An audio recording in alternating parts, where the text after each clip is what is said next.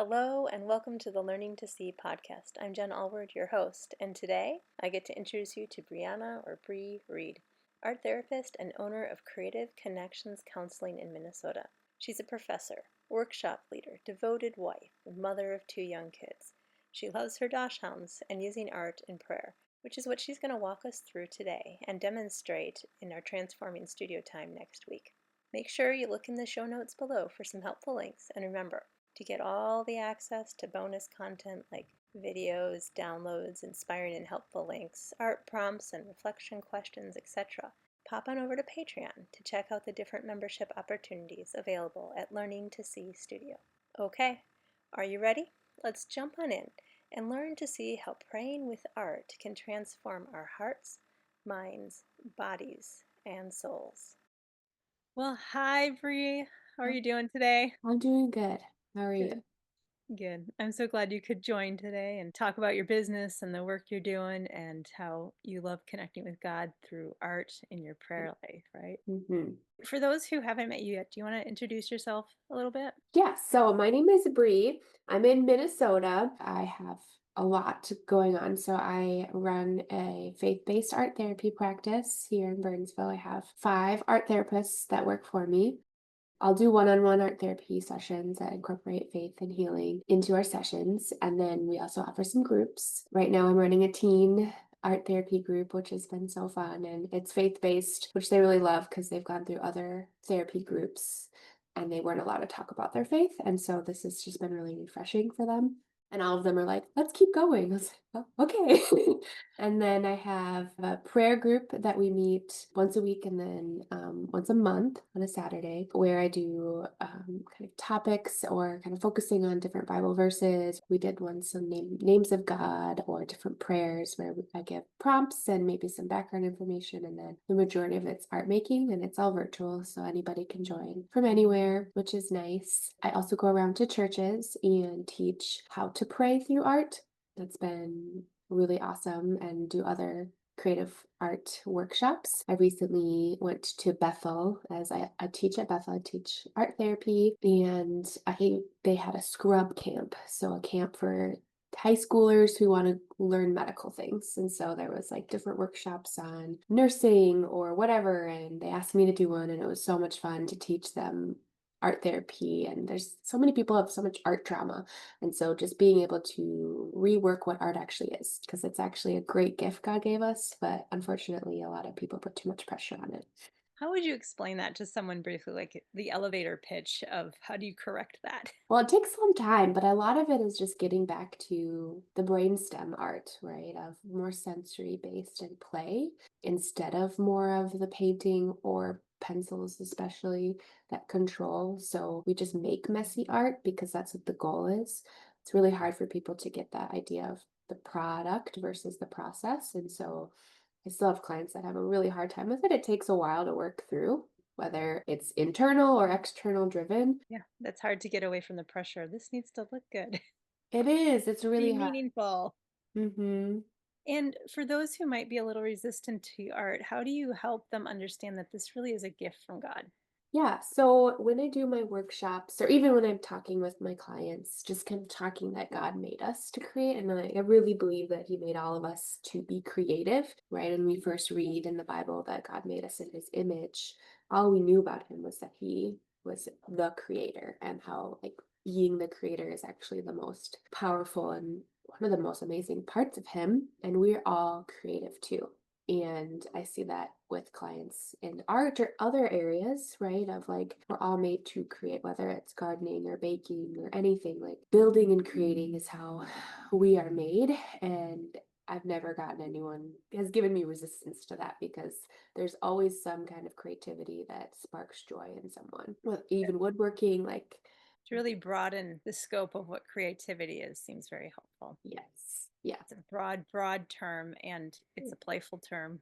Yes. Yeah, it is playful, and that's like the base of it too. It's Yeah. playful, and it engages your whole body and mind and accesses that inner child. Which is probably one of the reasons, or a few of the reasons, why it's so helpful with prayer time. Yes, exactly.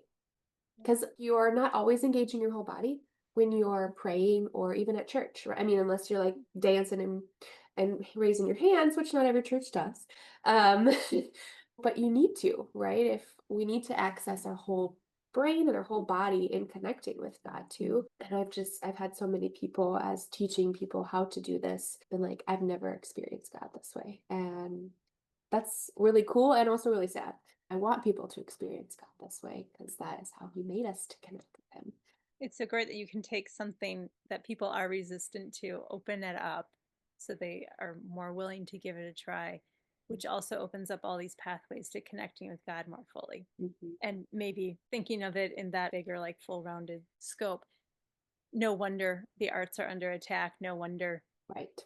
Satan is trying to say, like, no, this is to create. It's only this amazing masterpiece because he doesn't want us to have access to God like that. Because it's healing and it's connecting to him in ways. Yeah, 100%. Yeah. It's very cool to me that playfulness can be healing and connecting to God. Like just being with God as we make a mess Hmm. on the paper or with our lives, and He's still willing to sit there with us and Oh, and delight in being with us.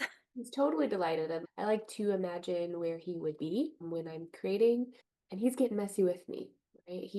He would totally like do that, and he wants us to do that. And It's mhm. such a different picture, I think, of God Yeah. than a lot of people, a lot of organizations will, or cultures even will allow us to have with God, that He wants to be right there in the messiness of life, transforming it. And that's another reason I love the art part of it is out of the mess, something transforms. Hmm. And He's always doing that with us. Absolutely. Do you want to introduce the art we're going to do today? Well, yeah. So I want to walk you guys through how to pray through your art. And so I have a list of questions because what I like to do is with praying through art, sometimes it can be overwhelming just having like a blank piece of paper. And so what I like to do is kind of start at the more of the cognitive part of our prayers, like we normally do, and then move to the back of your brainstem. So thinking through what and who, and writing it down, who and what you're praying for, what you want for that person or for yourself or that community, and like envisioning what it would look like for God to answer that prayer. Because what I like to do, and I like to share my example, when I was pregnant with my daughter, the first I don't know, ultrasound I had, they said she had failure to thrive and she was so tiny and they weren't sure what was going to happen with her. And so I was kind of a mess, but I was like, all right, I'm going to pray about this. And how I pray is I do art. And so I took the ultrasound picture and put it in her prayer journal because I have journals for my kids that I write and pray for. And then I just created a bunch of like greenery and growth and just put it all around her and just praying for that growth. And then because ultimately the devil is going to try to attack you and lie to you and put doubts in your mind, I had an image to come back to. So I had something to remind me of what God has promised me and the prayers that I have, because that image helps again to solidify that wire in my brain and help me to push back those lies. Because sometimes just speaking them in your mind is harder to remember. And so that was something that got me through that. And girlfriend's huge. She is 3 years old and she was born 9 pounds, 1 ounce. So like God's like, oh, you want to growth? I'll give you that. Oh, ah. So, and she's huge. Like people are always like, wow, is she 5? No, she's 3. So that I think just having that image and like putting that up is awesome. And I do this for people, my friends that are struggling, like friends really struggling with a pregnancy she was going through, and just praying for that and giving her that image was helpful for her. So that's what I want you to think through. It doesn't have to be about as big as a pregnancy thing. It can be anything in your life. I've done this with a lot of things, but thinking through what you're praying for and thinking through imagining, right, using that creative, playful side, God answering that prayer, what it would look like. And then think about colors or images that come to your mind with that. And then maybe there's Bible verses too. So taking some time to think through those questions. And then from that, something's going to start stirring in your mind. And I want you to create that image. And I want you to think of it as just using lines, shapes, and colors. Again, we're not trying to do something perfect, but something that's going to help you to connect with God. And then let it flow. I always, when I do this workshop, have all the art materials available because you never know what you might start with the watercolors and be like, no, I really need all this glitter. Then we do glitter, or we have paint sticks or collage images, and like just making a mess, but it's like a beautiful mess. And then you have your art, your Bre Prayer art. And sometimes it can stir into something more, like taking that image and then like, okay, I want to do more with it. Or that's just this where you're at and sharing it with people. I also think is another step. I have written some prayer books, some devotional books, but I also really like the workshop piece and the prayer group piece because it brings it a little farther because that connection, we're also made to be in community, and that piece is really, really important too. It's like part of your story, your testimony, like connecting with other people, how that can impact them. You never know how that can help them too. Yeah, there's always these layers and the process keeps going. It's like Mm-hmm. that ripple effect. We never Mm-hmm. know. I have the picture here of the journal page you made around your daughter. And it's so cool because when we just normally pray silently or out loud on our own or with a group or even in writing, like if you go back and flip through a written journal, you're like, yeah, look at all the writing, which is kind Mm-hmm. of great. But to have those images without spending much time, you can go right back there Yeah. and remember how you felt in that prayer time. You can remember the truths that God drew your attention to in the Bible, what he was saying to you, and how it felt to be in his presence when you had gotten such terrifying news. Right. Exactly. Yeah. Mm-hmm. It's great to have that tangible, visible, Yeah, or it helps really visual bring it record. back. And Sorry, then what was it's a that? testimony, right? And it's a beautiful testimony because you can always, like you said, journaling is really important. And I do think journaling your prayers is important to see how God answers and moves. And doing art around it, it takes it a little step further too. Yeah. It always Mm, helps me slow down and hear him more too, I think, yes. instead of just running through the list. Yeah. And really just sit in his presence. I can show you what I made last night in group. It's a really big piece. But the roots, right, are so big, and we wrote down all the things we're rooted in, and the branches are like our goals and our strengths. And I will say too, like my yard is a mess, right? The grass is growing ever, it's not tamed, but it's got some flowers, some things going, but that's okay because what's most important is like growing the fruit, right? Growing all of the fruits of the spirit and doing what God has called you to do, even though other parts might be a little bit messy. And then a And you glitter. have a swing. It's strong enough to hold a swing for It two. is strong enough to hold a swing. I think whenever I draw myself as a tree, which I do this in individual sessions or like in groups, but I always put a swing because I feel like that's how God made me to be supportive to other people, right? Whether it's my family, my clients, my students, all the things. There's always a swing, and it's playful. It reminds me of myself swinging when I Mhm. was little because that is where I felt like I really always connected with God too. It's my happy safe place when I need to go to in my mind. Things are stormy like this. Yeah. Well, and I love these two examples, and thanks for doing the demo today because you can start out with really no plan and just go with it.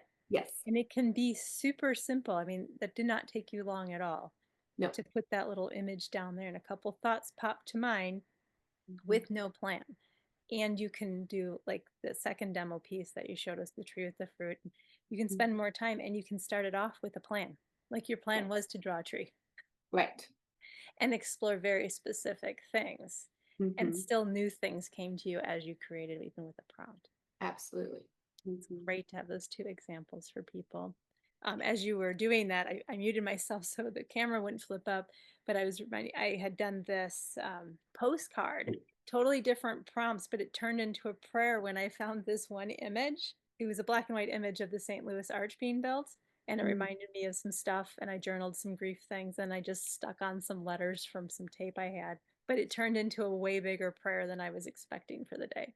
Yeah. And now I can use it as a bookmark and keep Yeah. praying for those things. So, Right. for one extra example in there today. Hmm. And you mentioned you use the tree in therapy Hmm. as well as in your prayer. Do you want to tell people a little bit how a tree can be impactful in the healing process? I think it's helpful too because I've done this with a client a few times and like how the tree changes, which is kind of it's cool to see their own growth comes out in the unconscious through the art too. But I like the metaphor of a tree. I love it so much. I have tree on my back. But just like the roots of like what are you grounded really in? Like that foundation, what really matters. And then like thinking through too like the seasons and the storms um that you're going through, and are you producing fruit or not? Or is part of the branches, maybe there's part of your life that aren't producing fruit, that those branches need to be trimmed and need to be pruned like God talked about. And I think I have that art here. I can show you. I have lots of art prayer books. So I have another example of that, focusing on John 15:2 of like pruning for growth. We did a prompt in my prayer group where we drew ourselves as a tree similarly, what are the fruits that you had, and then what is the branch that isn't producing fruit anymore. And it hurts. It really hurts when God prunes this. And for me, it was this 10-year friendship, and it was really, really painful.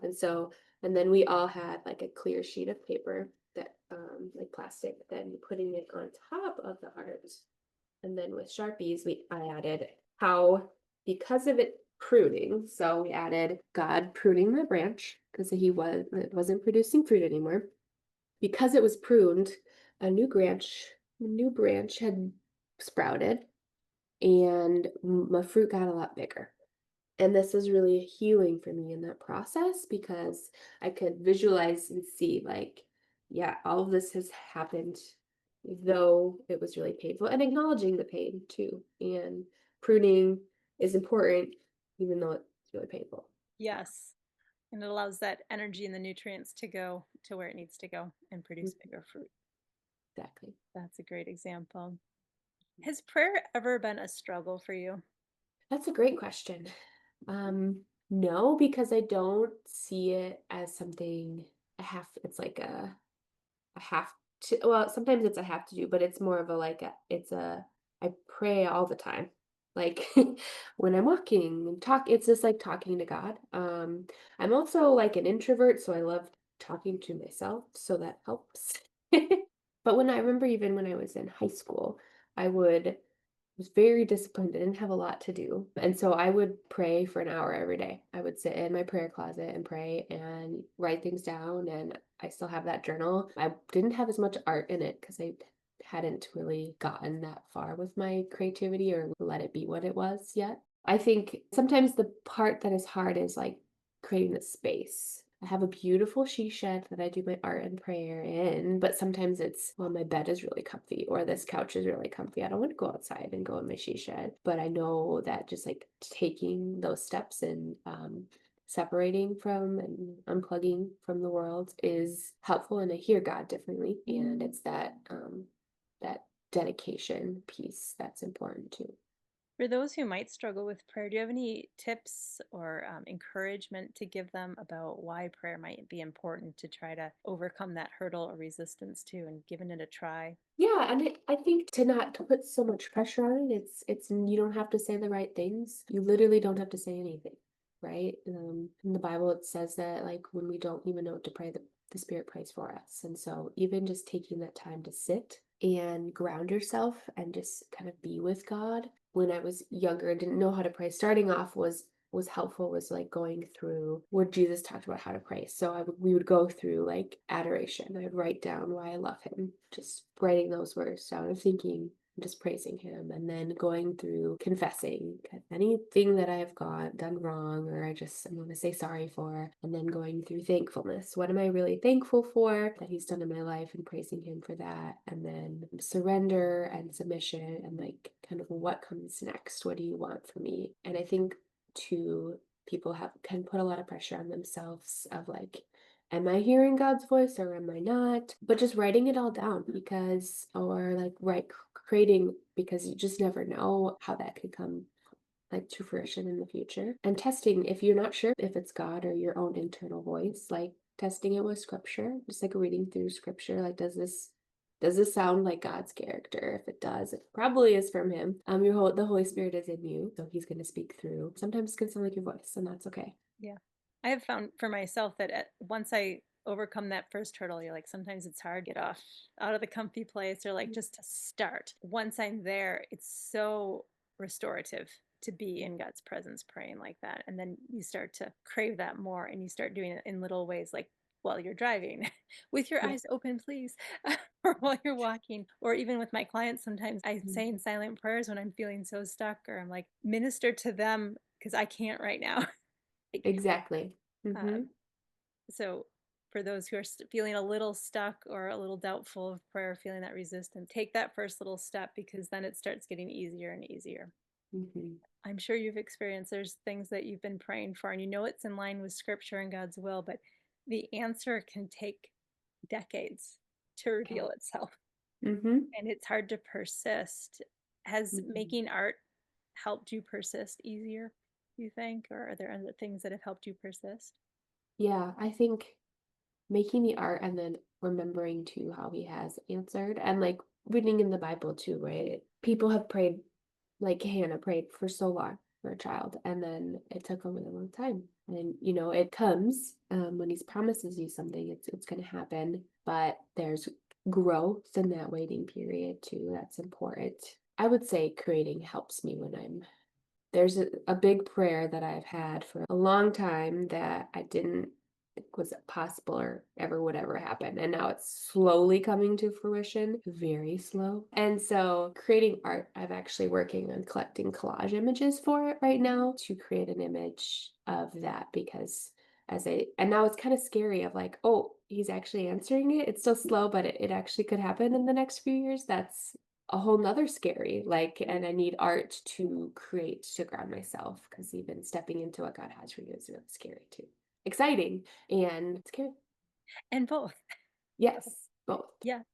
You shared a little bit earlier about the person therapy you've made many trees with over the course of therapy with her. And I Hmm. was thinking the same thing with our visual prayers is we Right. can see them changing visually Mhm. as we make them creatively. What do you say to people who, because not all prayers are answered with yeses.